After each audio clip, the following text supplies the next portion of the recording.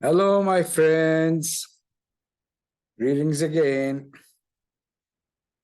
This is Dr. Mohamed Nezami again with another presentation on RF and microwave device designs and 3D modeling.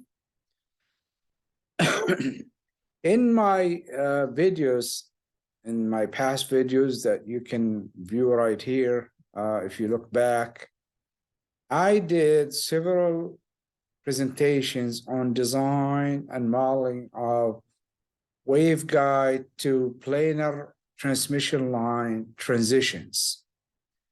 And those were variety of different designs have been covered, somewhere from waveguide to microstrip, waveguide to suspended line, and some other few different designs. Each has a different feature that is suitable for specific application, and most of the stuff that I've covered were for the design of that went into SATCOM terminals, SATCOM transponders, radars, 5G microwave small cell transceivers, and so forth. And one thing I didn't cover, which a lot of people start with usually when they present signal transition from waveguide onto planar circuits or subsystems, is the transition from waveguide to coaxial line connectors. And so today I figured I show you two different designs, and that should be of good use for somebody that might have an application. Usually in real life, we go off and buy off the shelf waveguide flange to coaxial line transition, and then we just attach the flanges with 4 screws and we're already set. But sometimes you might get into an application where it's a specific frequency that a custom frequency that you need to design your own waveguide for. So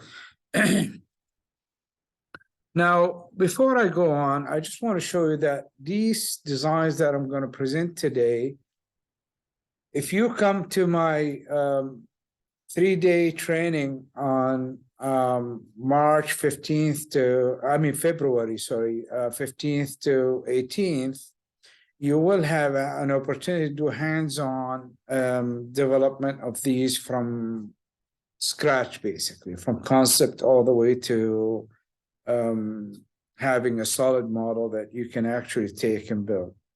The first set of training is on the RF and microwave device with 3D modeling using HFSS. We're going to start out with Ansys. However, there are few other there are a few other trainings that I will have, which utilizes advanced design systems, RF Pro, Momentum, ADS and then another one that involves Cadence and possibly some Altium as well. These are the training where we would do some EM modeling of post layout validation using EM simulations. And so, but the first training will be done on this date, and this is in Jerash, Jordan. The price is this much that is posted here, and the package price includes the hotel rooms and the meals as well. Okay. So today's presentation on coaxial transmission line to waveguide transitions, and I know there are several videos that people have done on these, but I figured I cover certain aspects which are not covered in a lot of these videos, And I'm interested in particular one is to show how simple, what is the simplest approach to do these, which I will simplify and present two designs as an example. Now, this is a grab piece off the net for no particular reason to pick why these. I just grab whatever comes my way. But these are just samples of what you might find on the network, showing some of these transitions I picked up, where you might get one with an N-type connector 2 waveguide or SMA 2 waveguide, SMA 2 waveguide, and you might get something like this. And this is just a frontal section where you can see actually the probe inside here. Also, there are some what we call inline transitions, and these are ones where actually the probe is perpendicular to the direction of the E field, where these ones it's in parallel. And but these ones are much more common than the other ones and less lossier. So there are some cases where they need something like this, where they can't do a bend like this. But today I'm just going to present two designs like these, okay? So before we go to the theory, let's just show you some, let's go to HFSS. So basically, when you have a design for a waveguide to coaxial line transition, the first thing you want to do is, of course, build the waveguide. And the waveguide might be a standard, might be a custom. So the first thing is you would build the waveguide and you would prove that it does work, okay? You parameterize all the dimensions of the waveguide, okay? The A, B, and the length, and let me just remove some of the things that are not using here, okay? All right, so, and then, of course, we come into the designs. And today's designs, we're going to design two of these transitions. The first and most simplest one, basically one where you would so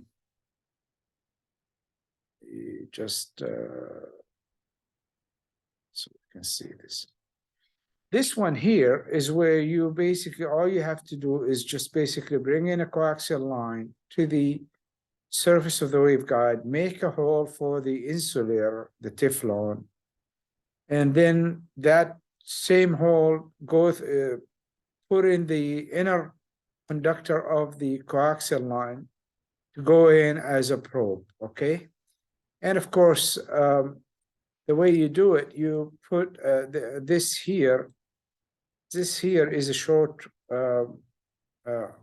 end. This is shorted end, so there are no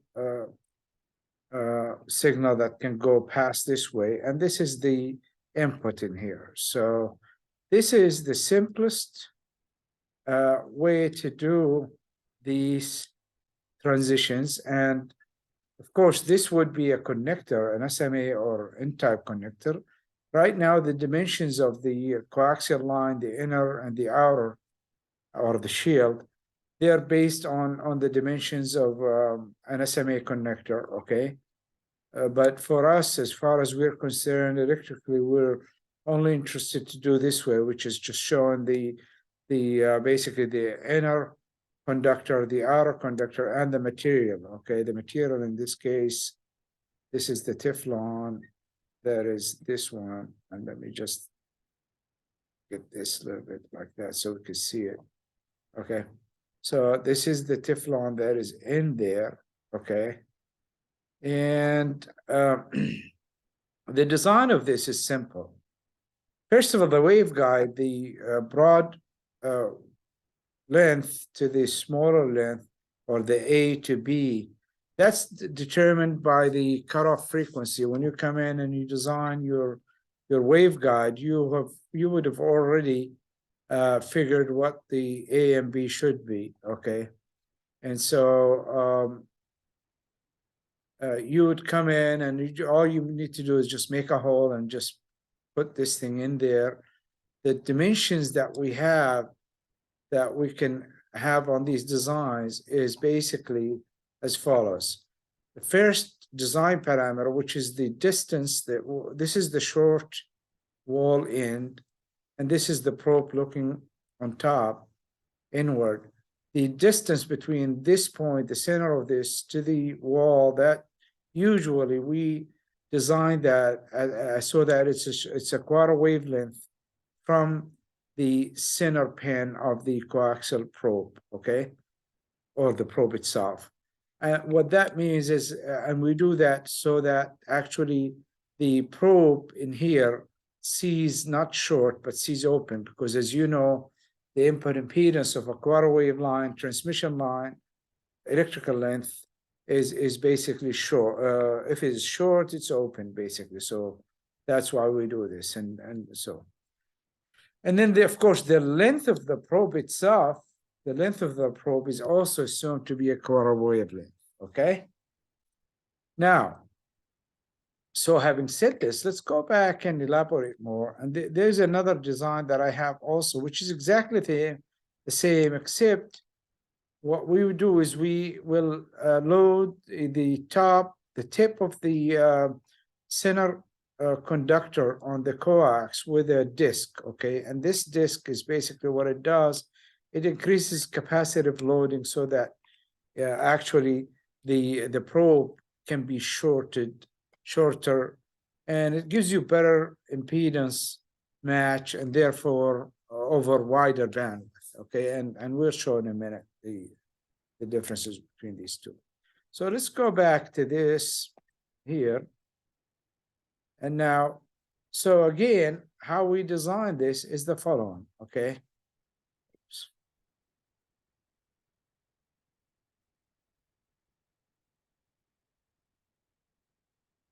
Okay, so basically, the first thing we would want to do, this is the cross-section, a side cross-section, and the front view, side view, and front view of typical transition, okay? Where we have the an RF connector that goes through the ceiling of the waveguide right in the middle, and extend the inner conductor as a probe a quarter of a wavelength. So this distance here is actually a quarter of a wavelength ideally, if you don't have any capacitors loading this. And of course, that's not the case. So we use EM simulations or modeling to try to figure out what that length has to be. I'll show you that in a minute. While the back short in here is also a quarter wavelength for the reason that we said. So these are the only dimensions that we need to come up with to design one of these transitions, okay? So starting out, of course, this waveguide in here, the wavelength cutoff is usually twice the A dimension, okay? And the cutoff frequency is the speed of light divided by twice the broad length of the waveguide, okay? So for instance, the other thing that we need to also, when we say this probe here is a quarter wavelength, and this back short in here is a quarter wavelength, the wavelength that we are talking about is not the free space wavelength, but the waveguide wavelength. And that is given by this equation, of course. This is very fundamental, okay? So all you need to do is just take the speed of light over the center frequency of where you want the probe to operate at, okay? And just solve this, and you find what the wavelength should be. And then you divide by 4, of course, to come up with this length and this length. And once you construct it, you put it in the 3D modeling tool, like HFSS, like I'm going to do here. And then what you could do is you optimize, then you can optimize the dimensions and the distances. So for instance, at 12.5 gigahertz, the wavelength is 18.6 millimeter for this waveguide here. And this waveguide here is the WR75. A lot of you are accustomed to or very familiar with, where we have the the width of the waveguide is 750 mils by 375 mil height, okay? Or in this case, of course, the A is 9.525 millimeter, and the B is about 19 millimeters, okay? And if you solve the equations for these equations, it turns out that the cutoff frequency for this waveguide is actually around 7.9 gigahertz, okay? And of course, there is a rule of thumb on where the operating frequency of the waveguide, it's usually 1.89 of the cutoff frequency, that's the highest, and the lowest is 1.25 FC. And that's because, as I will show in a minute, that is where the frequency range where the dominant mode is located at, such that the overlap of the dominant mode to the next higher order mode is basically 50 dB down below, okay? So, and that's how we determine this range in here. Okay, so the operating range of this waveguide is 9.8 to 14.9 gigahertz, which is the Ku band, both transmit and receive.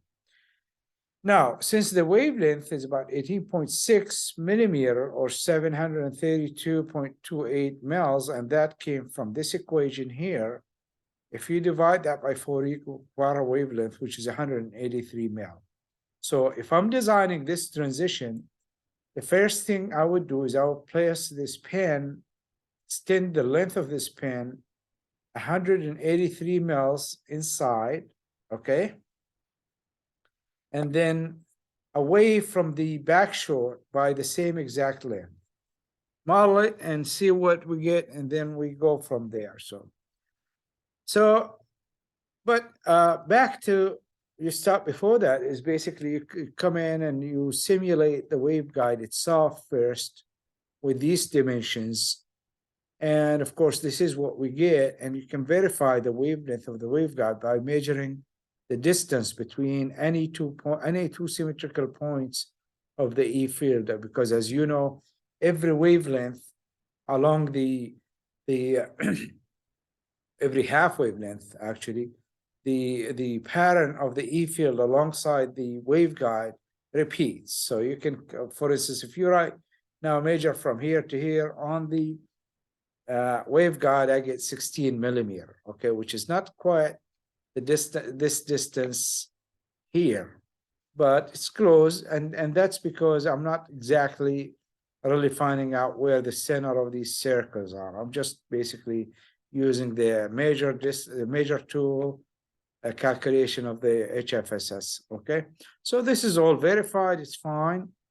Then the next thing we want to do is look at the modes and the cutoff frequency. So for the TE10 mode, like I said, the M1 here, it's a 7.9 gigahertz, and that's what's predicted from this equation in here, of course. So we're checked on that. Now, the second order mode, the second higher order mode that might propagate is this mode here, 2.0. And if we come in and say we want this here to be at a 50 dB below, it turns out that frequency right here, if you figure out what that is, that exactly will be this frequency here, which is 14.9 gigahertz. So therefore, we really want to operate down here and not go any further than that, okay? All right, so let's go to the simulations on the HFSS. So basically, I have my waveguide. Here it is. So I have the back short in here. I have the input cover in here. And I have the outside in here. And then the inside, which is the air inside, is here. And of course, the way I excite it is with two wave ports. Here's one, okay? Let's get rid of that. Okay, so as you can see, so I attach a wave port to the inside, and there's another one, which is right there, okay? And now when I run this, of course, I get the, this is what I get, okay? And so this point and this point, that point right there, M2 is 15.7 gigahertz. That's where the next mode starts, okay? And so just to observe the E field on this. It's not calculated. So let me run this again. Something that's happening here. Let's run it again. So we can look at the E field. Okay. Now here's the E field on this waveguide. And like I said, if you measure from this point to this point, you should come up something close to 18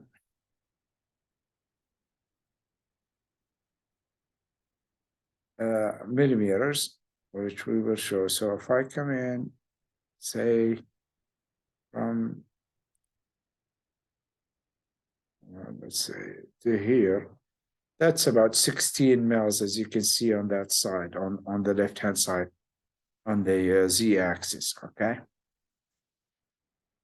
All right, so this is still solving. We'll see if we can animate this while it's still solving. Of course we do. And you can see this. So everything is fine on this. So we stop this. Now that we have designed the waveguide, so we're gonna go next and look at the first transition, okay?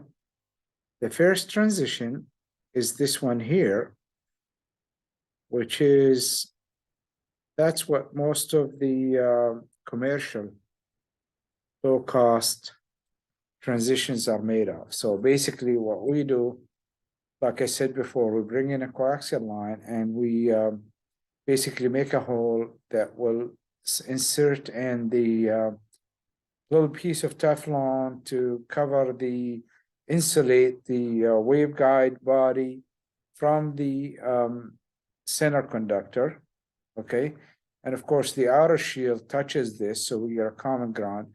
And then you extend this a quarter wavelength into the waveguide from the ceiling or from the bottom, whichever one. And then, of course, the distance away from the back end is a quarter wavelength, okay? And the quarter wavelength in this case is 4.65 millimeters, okay? So when we do this now, after you do this, of course, the thing that you want to do is, this is really the, after optimization, this is what I get. So what I did is I ran a sweep of the inner, the probe length and the distance away from the back short. And then you get a whole set of curves, just like this. And you come in and pick the one that best is for your application, okay? So this is sweeping the length of the probe, okay? And the other one in here is sweeping the length of the probe. Should say the distance, but I may have grabbed the, okay. So you do that, and then of course you end up with choosing the optimal solution for this with that. And so let's show that in the HFSS. So that's the first design in here. So that's what we have. So we have, this is the probe. And of course, now the way we excite the wave on this one here, that's a little different because it's coax. So this is on the waveguide, that's how we excite it. But the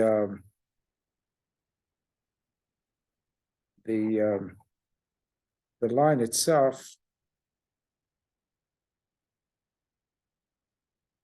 oh, sorry. Oh, we went into, okay, we need to be here. Okay, so let's go again. So this is the first, this is the wave port on the input port. And this is the, basically the excitation of the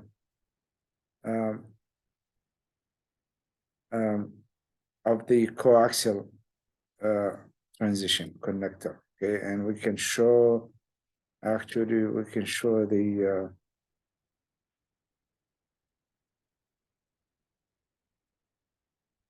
there we go. So you can see that the E field distribution on the inner, between the inner and the outer shield is the TM mode, okay, where the other one in here is basically the TE10 mode, where you can see it's a sine wave, a half sine wave distribution of E field on this one. So we ran this one, I ran this one previously, and this is basically what we got. So we have a bandwidth. If you look at this is the return loss, and this is the insertion loss. So if we look between this point, which is a 10 dB point on the return loss, between 1 and 2 in here, that's roughly around 5 gigahertz. Okay, and the center frequency in this case is at M5, which is 12.9 gigahertz, and or actually 12.99, which is somewhere 13 gigahertz, you might say. The return loss in that case is 30 dB. Okay. Now let's look at the E field.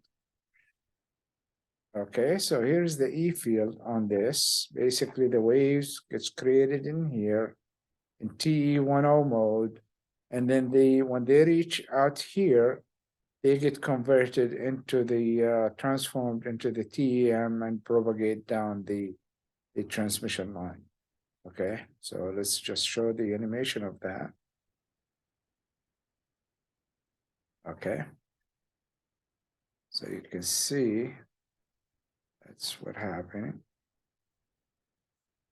Okay, let's view it from different angles. You see how the wave is coming in here, and then goes into the coaxial line.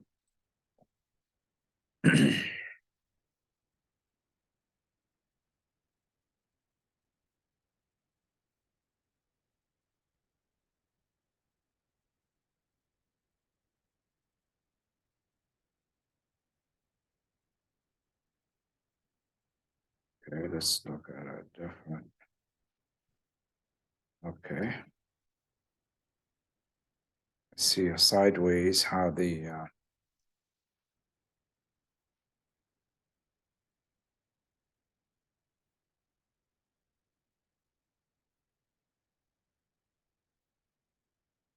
okay.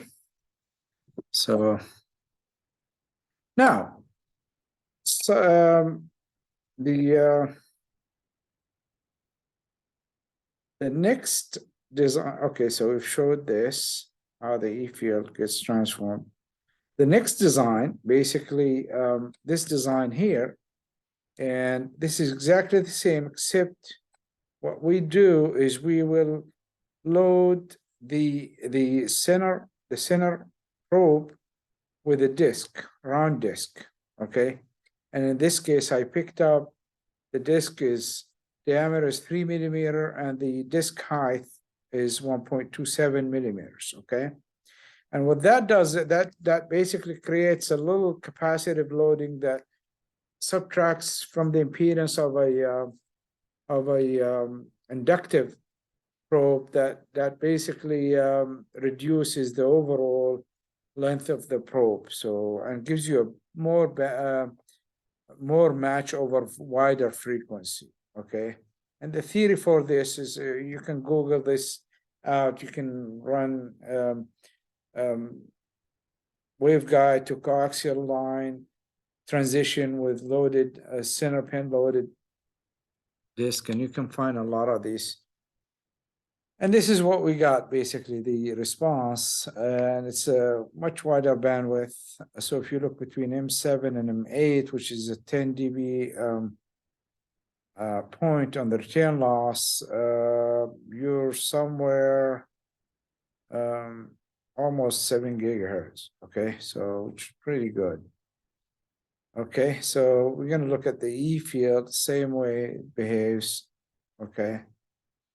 And same way here, sideways. So let's go ahead and look at that design. So let's minimize this. So this is what we got right now. So this is, you can see that this is the line goes in, and there's a center connector is connected to a disk. Okay.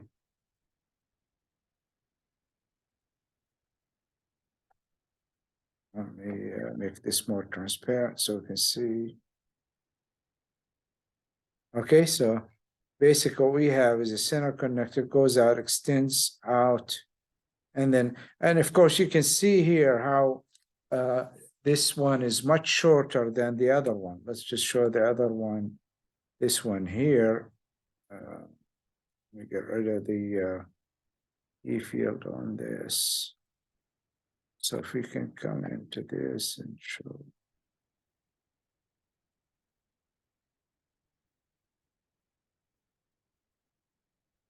You can see here, it's almost extended to half of the height of the waveguide, where the other one, this one here, you can see it's much shorter. And that is because of the capacitive loading in here, okay? So this one, as you can see, it's exactly the same like the other one, except now let's look at the E field, or let's look at the response first. Okay, so this is the response, okay? And you can see it's between M7 to M8, marker 7 to marker 8, almost 6.8 gigahertz, okay? The E field on this is very much the same way too, okay?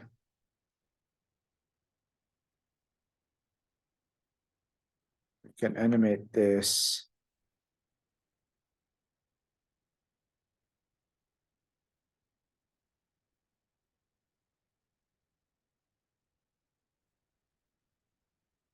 You can see the E field is going into the wave, the coaxial line in here. You know, this is the transition between T10 to TM mode, okay? And you can see the hot areas are around the center pan.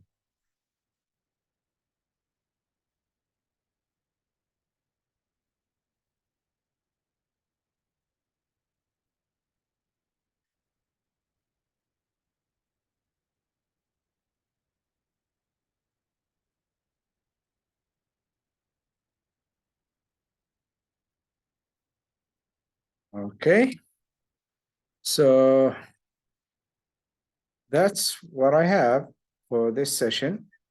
If you if you have any particular transition that you would like to design, I'm an independent contractor doing RF and microwave designs. I work on short contracts. If you have a need for any of these projects, please feel free to reach out to me. I work with you as an outsourced design contractor. For those clients that are in the US, I work on W-2, so this is taxable, and it's legal work. You don't have to go through like international subcontracting, because I'm a US citizen as well. Else in the world, you can, if you have a need for any of this, you can send me a subcontract. I will work with you on this or any other designs. Now, if you decide to come to the training, these transitions you will create yourself. I will walk you through these. We will create these from the beginning, and you will go out with the experience that you have hands-on experience how to do these and understand them thoroughly from a theory point of view. Okay, This is Dr. Mohamed Nezami again. I thank you very much, and please go ahead and look at the other transitions where we talked about, where we have the transitions that go from waveguide to macrostrip, and these are usable for more integratable designs for like bock converters, LNA, LNB converters, and so forth for SATCOM communications or for radars. Okay, until the next video, I thank you for stopping by. Please share the videos and enjoy them. Thank you very much. Have a good day.